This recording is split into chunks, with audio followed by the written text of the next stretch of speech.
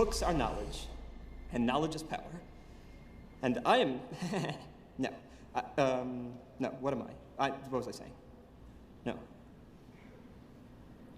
The bittersweet pain among men is having knowledge with no power, because that is paradoxical, and,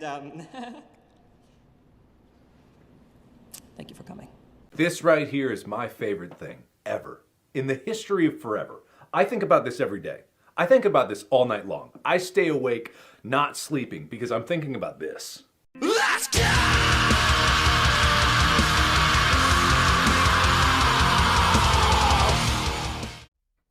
So we are in the year 2026, which means that it has now been 10 years since the release of the film Batman v Superman: Dawn of Justice.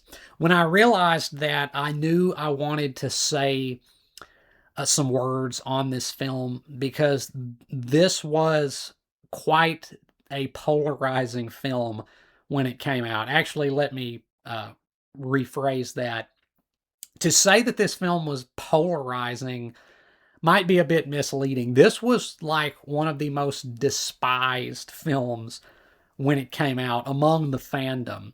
And it is a film towards which my own sentiments have evolved greatly over time.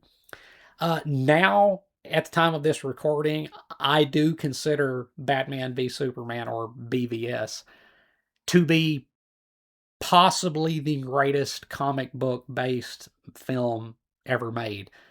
It may actually rank higher than The Dark Knight for me. Like, The Dark Knight is a better film in terms of the success of its execution. BVS is a little unwieldy, and it is not without its flaws, but it is unquestionably, to me, the most ambitious comic book film ever made. And so for that reason, I think it really may take the cake for me as like the greatest that this genre has to offer. But that was not my initial reaction to it. Like, I remember when this film came out, I was in my freshman year of college, and I remember the reactions of others when this movie came out. Like, I didn't see it myself in theaters, but I remember it was quite a memorable film, if nothing else, just because of the sheer vitriol which it was able to engender in people. But when I finally did watch it, I didn't really like it. Now, I didn't really hate it either, like a lot of people did. It was something that I was just kind of ambivalent towards. It wasn't something that I despised or adored. Again, I was just kind of lukewarm towards it. But a lot of that probably has to do with the fact that the version of the film that I initially saw was, of course, the theatrical cut of the movie, which is one of the greatest acts of cinematic injustice ever perpetrated. Because, like, if you don't know, I mean, I'm sure you know, but if you don't, the full cut of Batman v Superman clocks in at 3 hours. The theatrical cut is only 2.5 hours. They cut a full half hour of material out of the film, and that damaged this film immensely because they cut out some very vital information. Like, one of the things that struck me about the film when I watched it was how hard the plot was to really make sense of.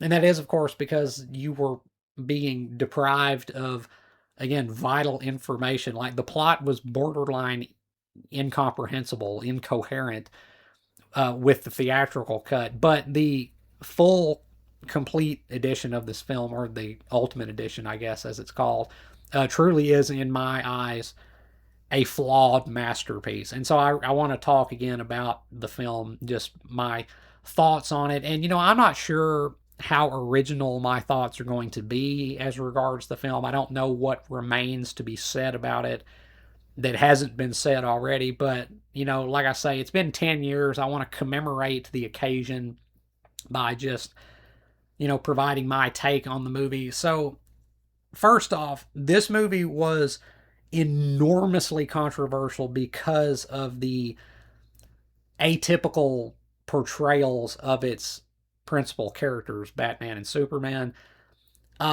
You had Batman smoking people right and left, no regard for human life whatsoever. And then, of course, Superman was angstier than a Breaking Benjamin album. And it threw a lot of people. It really did. There were a lot of fans of these characters who did not appreciate the radically different depiction that this film shows us of these characters.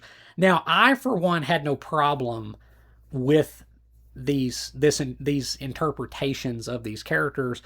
For one, I thought it provided a breath of fresh air, but also I respect the fact that it did not play in to what fans probably wanted. And for that matter, that's one thing that I've always appreciated about Zack Snyder's DCEU films, is that they really they're the products of a singular vision, and they did not really abide by what people probably wanted. I mean, like, Man of Steel was criticized for being overly serious and kind of dark. But what I love so much about Batman v Superman is that it doubles down on it. Like, Man of Steel was a serious, dark film, but Batman v Superman is like an apocalyptically dark film. This is probably the least fun comic book film ever made. Like, it is so aggressively grim.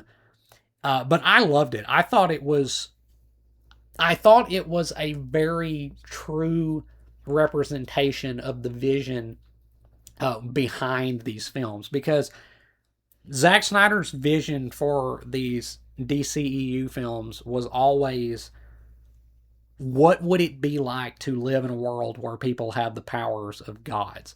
Like, Man of Steel made it very clear that the world that these movies take place in is not really like a quote-unquote comic book world.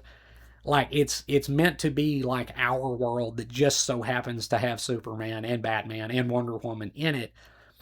But it like the events, the spectacular, outlandish events that are typical of comic books are not really typical of this world. Because, like, when we see Man of Steel, we see that, people don't react to Superman like it's just an everyday occurrence. Like, this is something new. This is something game changing. This is like a paradigm shift thing, right? And I love Batman v Superman so much because it carries that forward. Like, it is a world of gods and monsters and men, and it stays true to its vision. And these movies got so much flack. This movie, BVS, got so much flack because people said, Superman doesn't smile enough. He's too dour and, melancholic. Yeah, that's because this is the world that Superman lives in. Do you want, like, just another rehash of the old Christopher Reeves Superman, where it's just boyish charm and a wisecrack here and there? Or do you want something that is authentic to what the world would really be like if Superman was in it? This is like heavy stuff, and I appreciate the fact that the film commits so fully to this vision.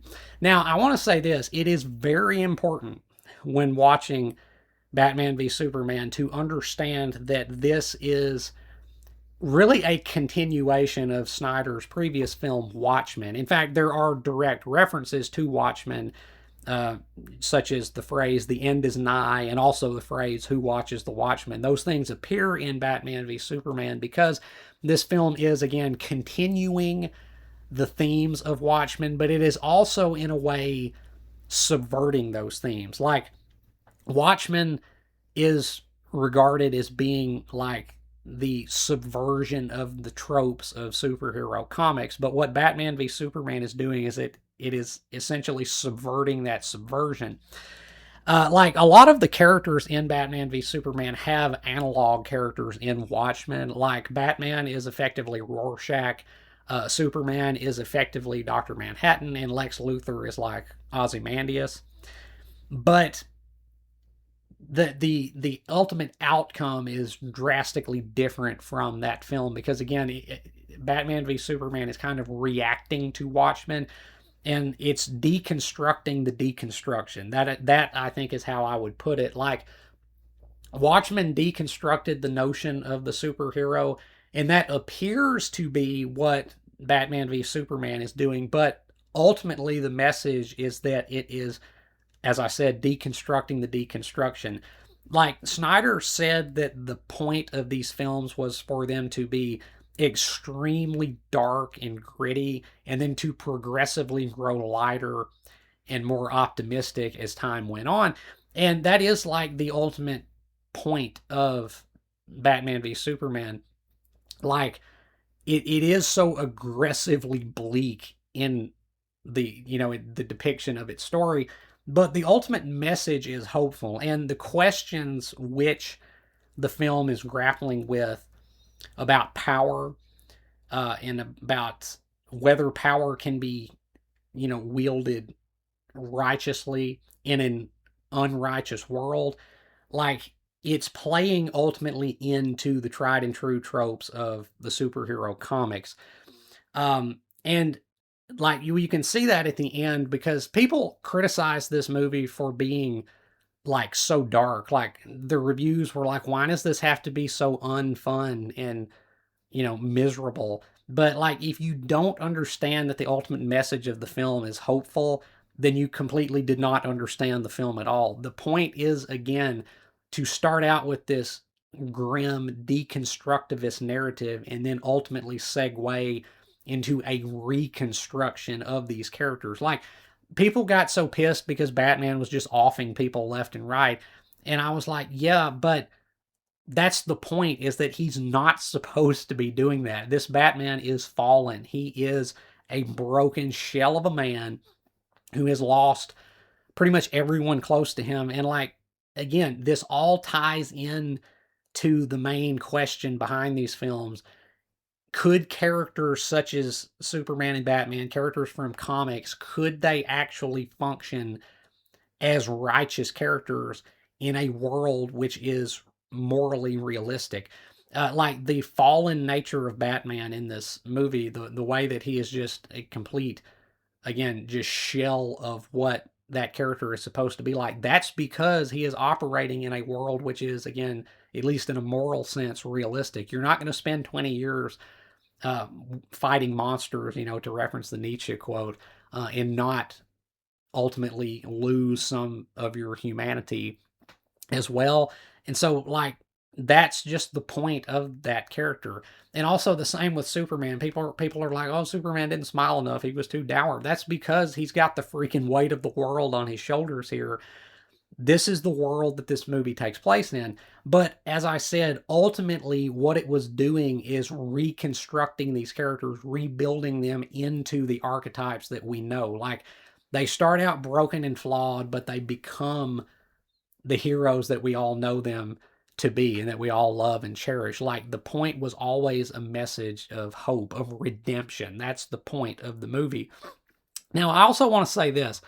Batman v Superman is probably the most high-profile film to ever engage seriously with the philosophy of objectivism. Ayn Rand's highly contested philosophy of objectivism, which Zack Snyder has said has influenced him in ways. And that alone right there is enough for me to make me love this film. But what I really love about it is the way that it kind of turns the philosophy against itself. Like, normally when you're telling a story from a certain philosophical perspective, it's just normal to make the opposite side to whatever the protagonist is be an opposing philosophy, like to pit whatever your philosophical perspective is against its opposite, against its antagonist. But Batman v Superman really doesn't do that. Really, it pits objectivism against itself, because both Batman and Superman are effectively objectivist heroes. Like Batman is a billionaire industrialist who lives by his own code and answers to no one. Superman is this like godlike figure with just incredible powers who the other characters envy. And again, in Randian ethics, the cardinal sin is envy. All these other characters either envy or are afraid of Batman because I'm Superman. I mean, because of the fact that he possesses so much power and they don't. Um, there's a scene in the movie, which I remember seeing some people not like. It's the scene where Superman goes to visit his mother on the farm, and she tells him, "Be the hero they want, be their monument, be whatever they want you to be, or be none of it." And she says, "You don't owe this world a thing. You never did." And I saw some people, I remember, like, get irked by that. Like, apparently Superman just owes us his superpowers. He is obligated to do heroic stuff, even though the people in the movie treat him like shit for everything he does. Like, no, he does not owe the world anything. That's kind of like, again, that's the objectivism showing through. He does not owe the world anything. He It's all by choice. That's the only way that a true hero can be made, is if it's by choice. And that's why, Superman's ultimate sacrifice at the end is so noble, is because he chooses to do that, not because he's obligated to, or because he thinks other people think that he should. It's because he chooses to.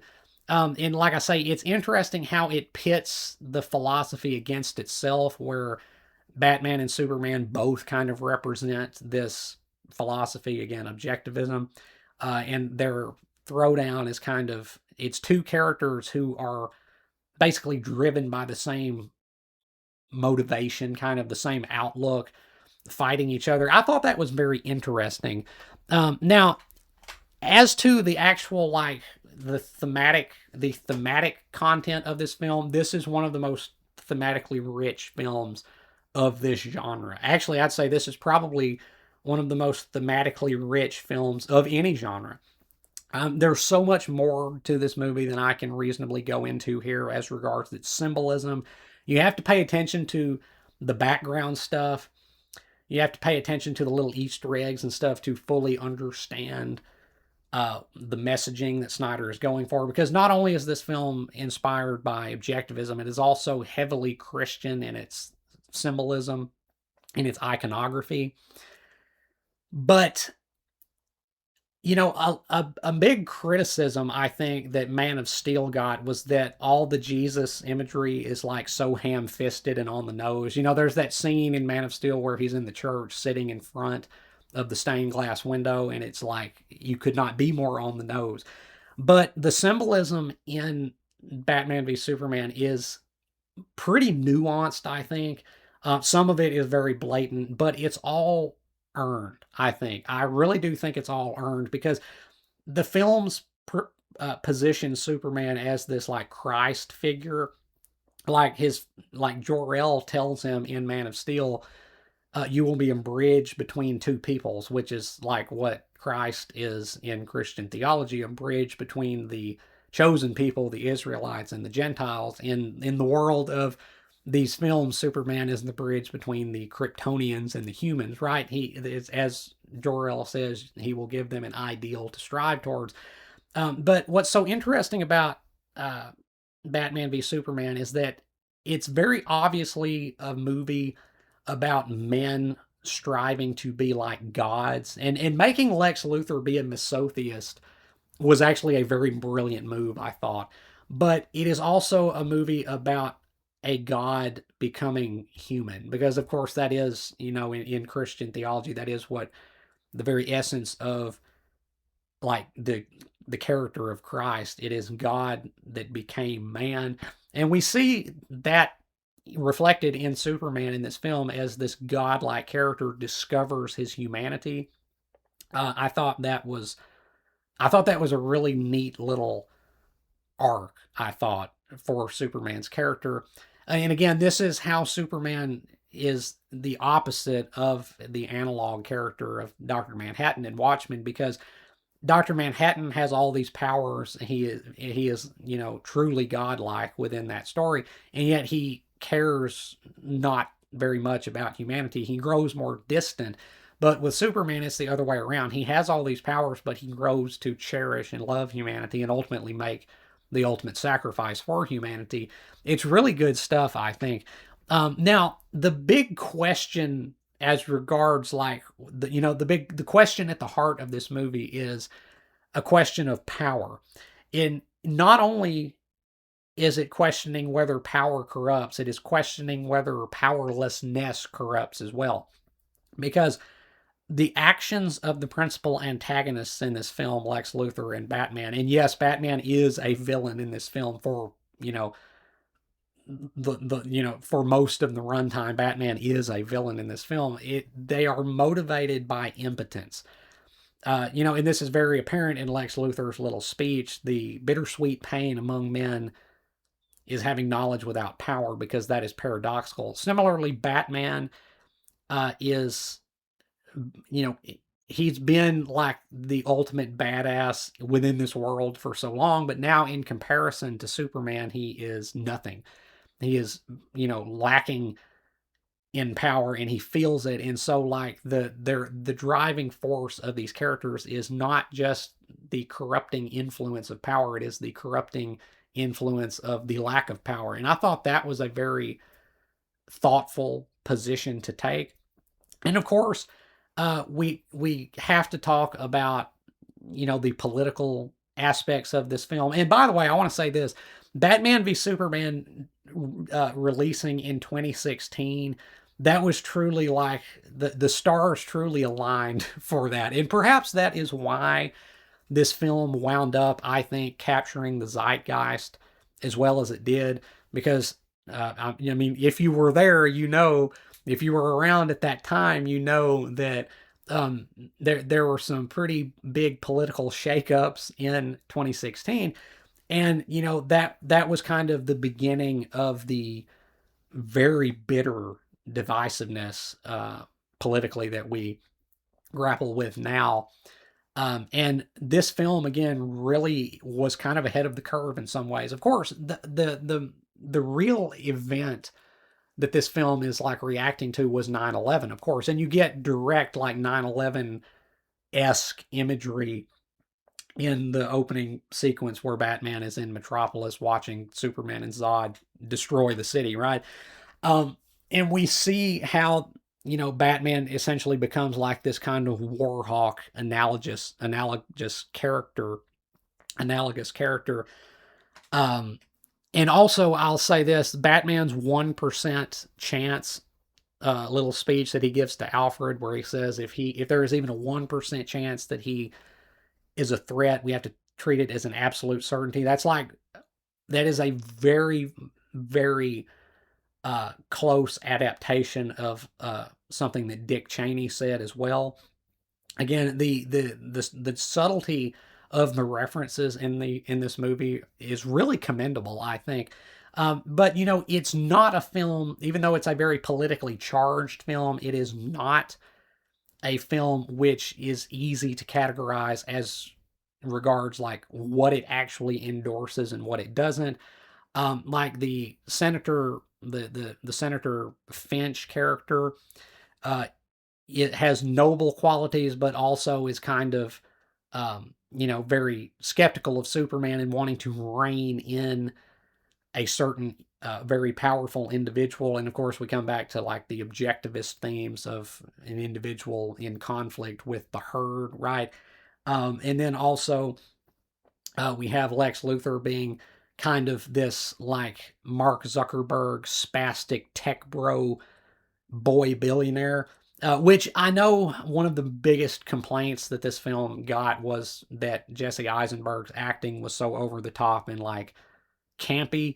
And I can understand that, but rewatching the film now, I really don't think it's that bad. Like, I think the issue was that people did not really understand the reinterpretation of the Lex Luthor character that this film was going for.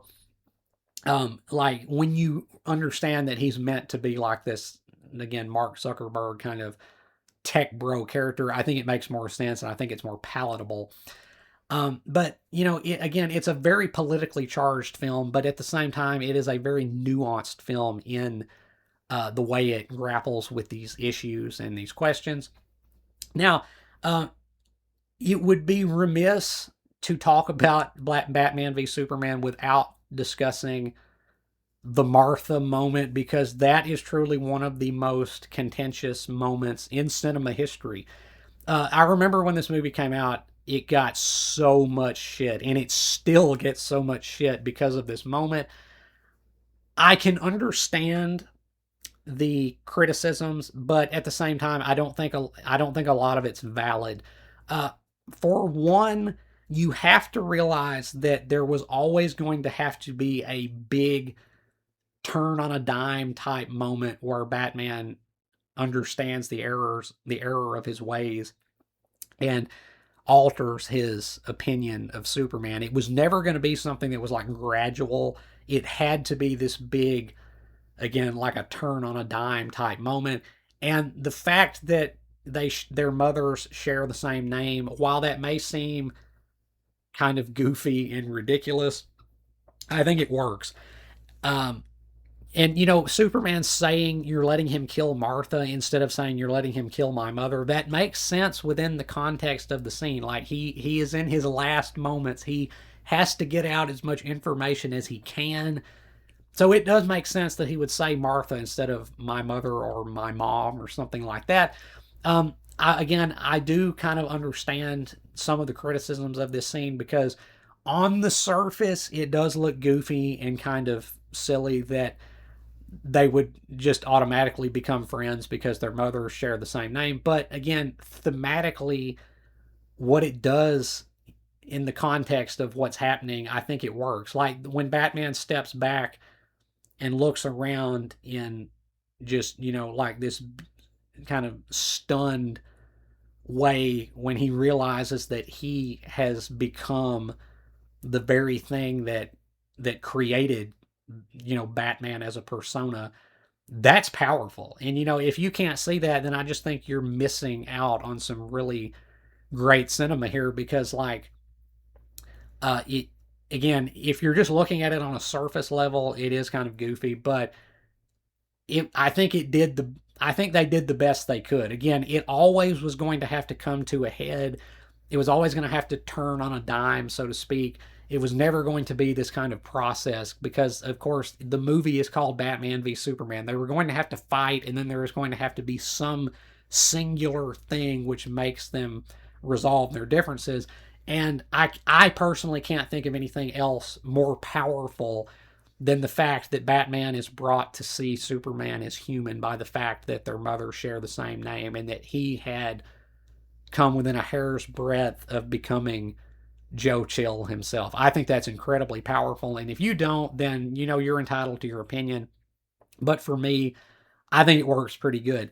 Now, on to the negatives, because as I said, as much as I love this film, as much as I cherish this film, it is not without its flaws, even in its complete uncut edition. So, if this is a film that really kind of buckles under its own ambitions, I think there's just too much in here. Like the nightmare scene, the nightmare sequence where Batman sees this vision of a post apocalyptic, injustice esque future. I'm not so sure how well that was actually worked into this, because like he's dreaming this and then he wakes up and then he wakes up again after he sees the Flash. Like it's like I don't know how well that was really integrated into this. I get that we had to do some setups for the future films, which sadly I guess will never come, likely. But at the same time, it was kind of clunky in the way that they worked that scene in there, the way that just kind of comes out of nowhere. I remember when I first watched the movie, whenever that happened, and the parademons and stuff started coming in, I was like, what in the ever-loving hell is happening? I didn't understand it. It was very jarring. But also the way that we work in the cameos for the other Justice League members was very contrived. The way that it's literally like these little files on a computer that are like teaser trailers for the upcoming, the future films. Um, I I don't think that was particularly deft. That was very contrived, I think. And also the way that Doomsday is worked into this film, I was also kind of contrived. Like, I'm not against the fact that Doomsday was in this film, or that they chose to kill Superman this quickly in the sequence of films, in the series. I mean, like, I'm not against that, and thematically, I think it's very powerful how Superman, lays down his life for the human race in the end.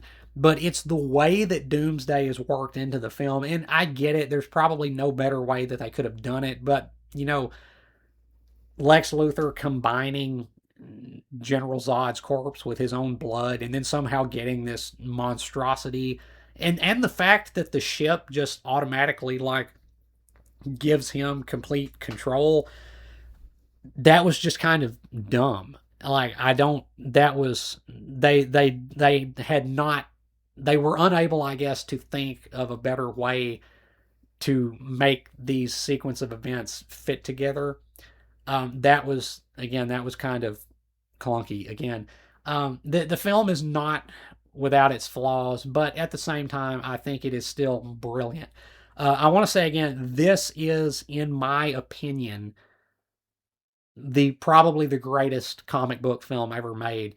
It is more ambitious than The Dark Knight, even though I will concede that The Dark Knight, which I also love and cherish, don't get me wrong, but that film is more perfect in how well it was ultimately executed. But Batman v Superman is much more ambitious. I think it is much more ambitious. It is probably the most ambitious comic book film ever made, artistically, even if the overall product is rough in some areas. But The Dark Knight is a fantastic film. I mean, it is probably the greatest comic book film to a lot of people. Actually, it's just one of the greatest films ever made to a lot of people, and myself included, I'll say. But The Dark Knight is a comic book film that is very far removed from, a true comic book atmosphere, uh, a true comic book aesthetic. I'll say that. That was kind of the entire shtick when it came to the Nolan Batman films. Is we're going to take this seemingly outlandish, far-fetched character, and we're going to transpose this character into a realistic world, and it worked wonders, or at least for the first two films. The third film, a little iffy on that one, but Batman Begins and The Dark Knight are fantastic films. I love them to death. I cherish them deeply. But Batman v Superman is truly, I think, the greatest comic book film ever made. And it is so because not only is it a comic book film, as in, like, there are truly, like, gods and monsters running around, um, it is a comic book.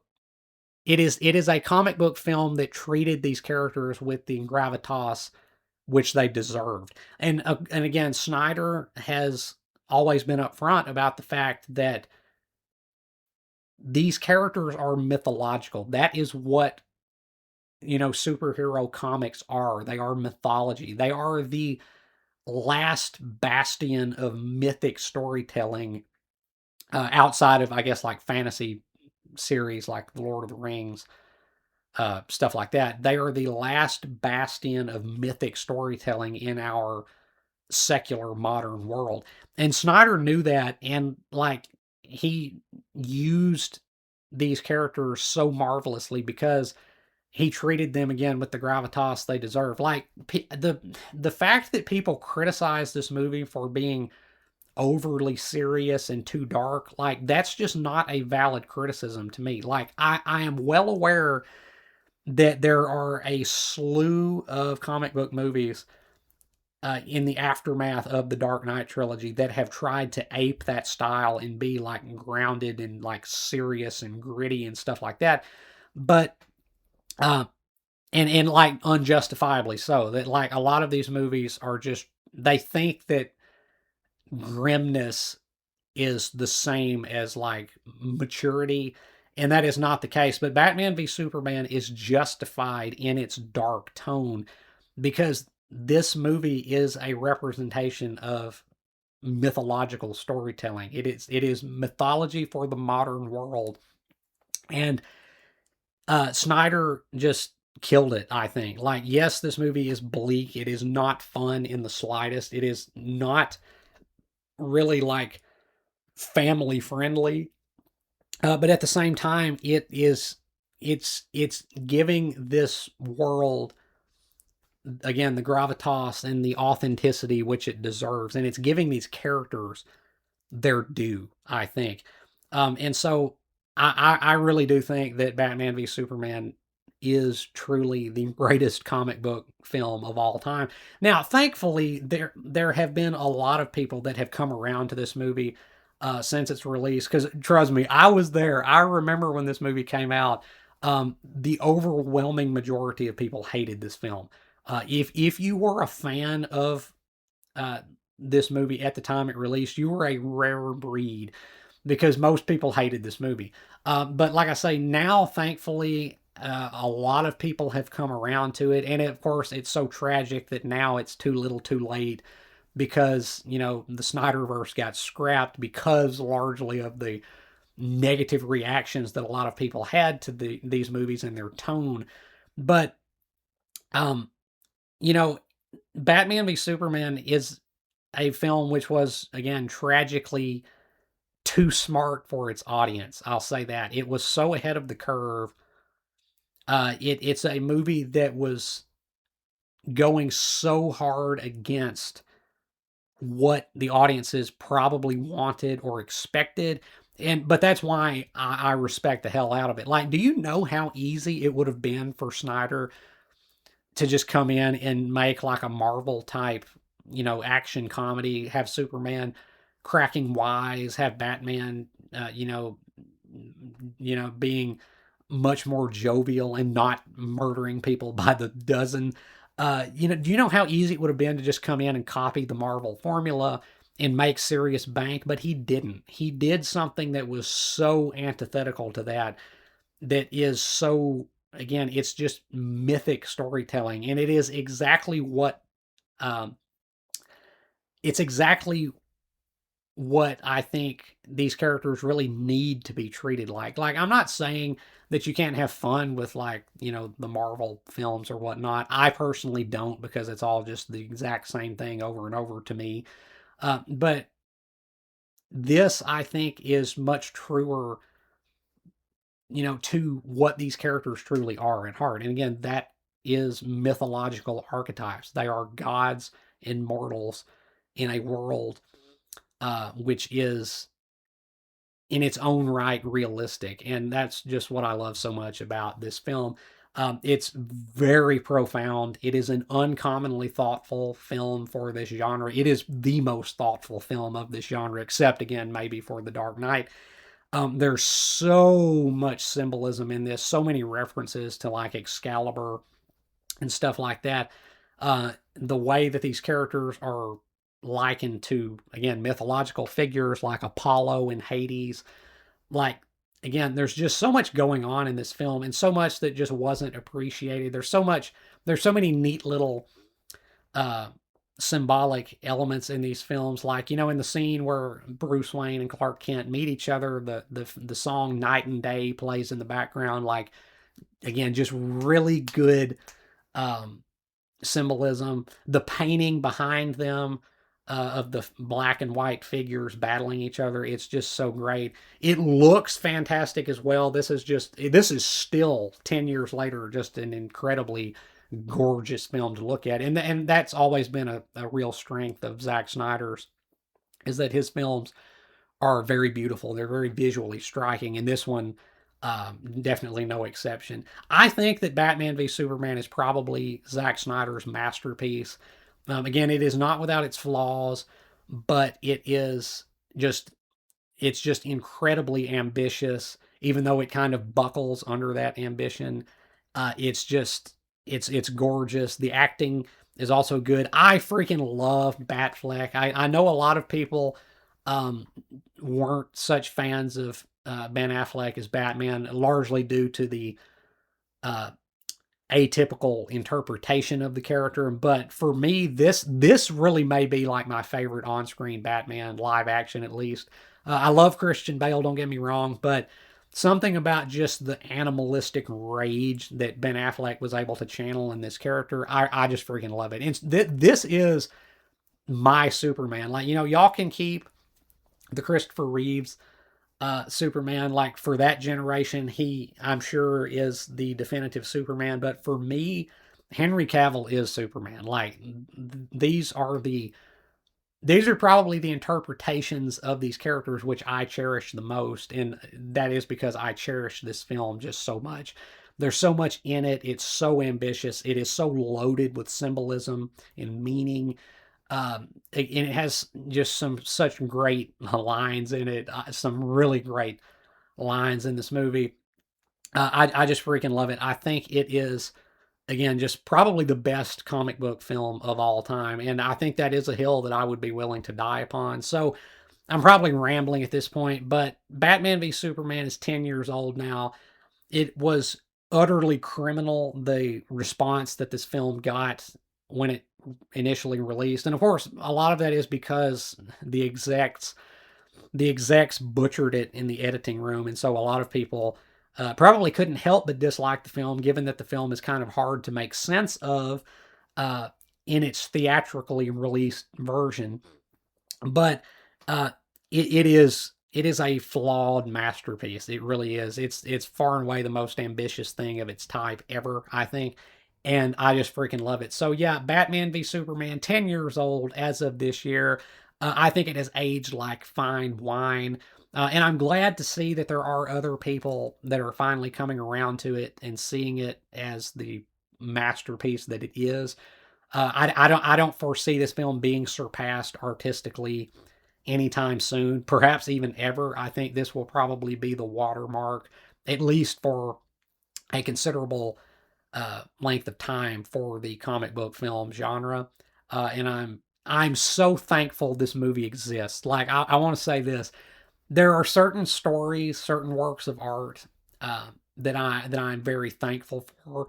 That I'm just glad that they exist. I'm glad that I share a world with these products, and this right here is foremost among them. Batman v Superman is a film that I'm just so thankful it exists. It's just again, I'm just rambling at this point, but I could go on even longer. But Batman v Superman, 10 years old as of this year. I love it. Do you love it? Or let me know down in the comments what your thoughts on it are. If you haven't seen the film, I mean, watch Man of Steel and then watch it, because it is well worth your time. It is truly a pop art masterpiece. And I think it is deserving of so much more acclaim than it got, and more than it still largely gets. And as always, if you have enjoyed anything you've seen or heard here today, remember to hit that like button and subscribe. I would really appreciate it. And until next time, peace.